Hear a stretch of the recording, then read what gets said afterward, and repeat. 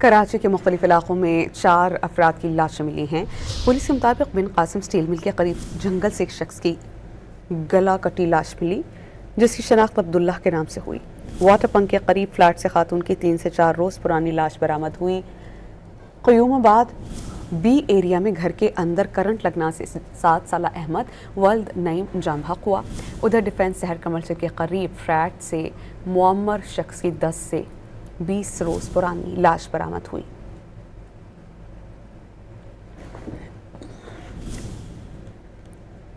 कराची के मुख्तलिफ इलाकों में 4 अफराद की लाशें मिली हैं।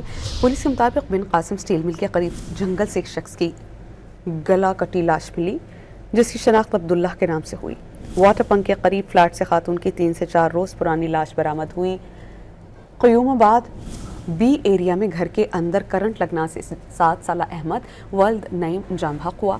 उधर डिफेंस शहर कमर्शियल के करीब फ्लैट से मुअम्मर शख्स की 10 से 20 रोज़ पुरानी लाश बरामद हुई।